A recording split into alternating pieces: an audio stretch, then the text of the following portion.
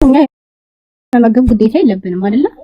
አለባችሁ እንጂ ወንድምሽ እኮ አካሏን አጉሏታል እኮ። ለሱ ነው እንጂ የዋለችው ለኛ ነው እንደ ሁለት ያዋለችው አይደለም። አሁን የሰማችሁት ታሪክ ይሄንን ስቶሪ የምታወራው የባለ እህት ናት። ታሪኩ ምንድነው? ባልና ሚስቶች አክቹሊ አልተጋቡም፣ እጮኛሞች ናቸው። ሊጋቡ ግን ቀናት ይቀራቸው ነበር። ይጣላሉ። ሲጣሉ በቃ ወንድየው ስሜቱን መቆጣጠር አልቻለም። ደብድቦ አካሏን ያጎድላል። ማይንዱ አካሏን ያጎድላል። ከዛ እንዳትከሰው በሚል ፍርሃት ራሷ እህትየው ናት የምትናገረው፣ አምጥቶ ቤተሰቦቹ ላይ ያስቀምጣታል። ሕክምና የተወሰነች ነው ያገኘችው። ሕክምና ነገር ብላለች። በራሷ ንግግር ነው የምነግራችሁ።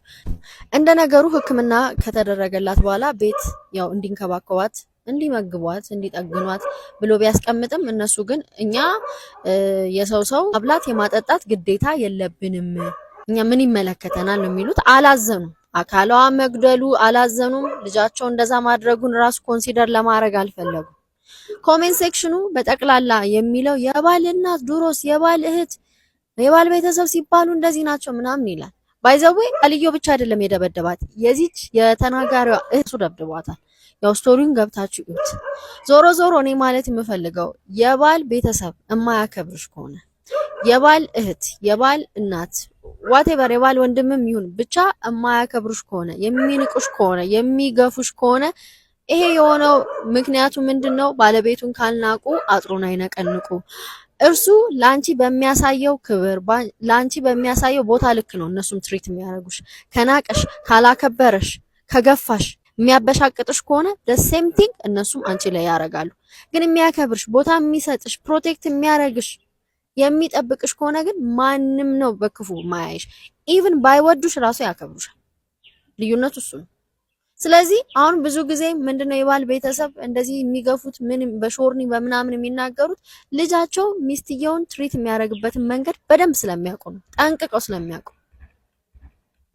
ከዛ ውጪ እኔ መናገር የምፈልገው ነገር እንዲህ ስሜታችሁን መቆጣጠር ማትችሉ፣ ራሳችሁን መግዛት ማትችሉ፣ ንዴታችሁ እዚህ ጋር የሆነ ባሎች እባካችሁ እግዚአብሔርን ፍሩ፣ አትሳቱ። እግዚአብሔር አይዘበትበትም። ሰው የዘራውን ያንኑ ያጭዳል ይላል። ይሁን ያንኑ ያጭዳል ሲባል ሚስት ላይ የፈጸምከው ግፍ ወንዝ ሆኖ ነው ጥርግርግ አድርጎ የሚደፋ። በሆነ መንገድ ታገኘዋለህ። ካልተመለስክ እግዚአብሔርን ፈርተ በንስሐ እንትን ካላል የእውነቴን ነው ወንድሜ ልንገር፣ ወይ በጤና ይመጣባል፣ ወይ በፋይናንስ ይመጣባል።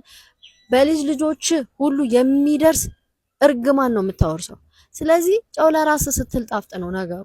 ለራስ ስትል ነው ተጠንቅቀ የምትኖረው፣ ለራስ ስትል ነው ለሰው መልካም የምትሆነው። ያውም ደግሞ ጠብቃት ተንከባከባት የተባልክን ሚስት ጎርተ በድለ ቀጥቅጠ አካሏን አጉድለ ዩ ቲንክ እግዚአብሔር የማያይ ነው የሚመስል? እኛ የመመገብ ግዴታ የለብንም አይደለ? አለባችሁ እንጂ ወንድምሽ እኮ አካሏን አጉሏታል እኮ። ለሱ ነው እንጂ የዋለችው ለኛ ነው እንደ ሁለት ያዋለችው አይደለም። አሁን የሰማችሁት ታሪክ ይሄንን ስቶሪ የምታወራው የባለ እህት ናት። ታሪኩ ምንድነው? ባልና ሚስቶች አክቹሊ አልተጋቡም፣ እጮኛሞች ናቸው። ሊጋቡ ግን ቀናት